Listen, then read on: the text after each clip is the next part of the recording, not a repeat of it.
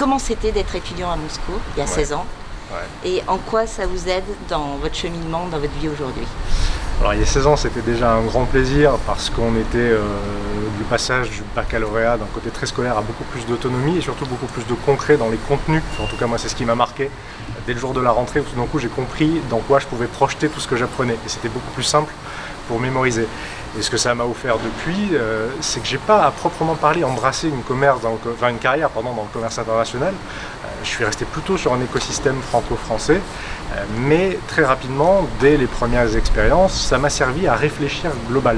C'est-à-dire à pas rester dans un dimensionnement avec des clients français et un prisme franco-français, et à tout de suite dimensionner les offres ou les projets sur lesquels je travaillais, et essayer de les inclure dans une capacité à les développer et à les déployer à l'international.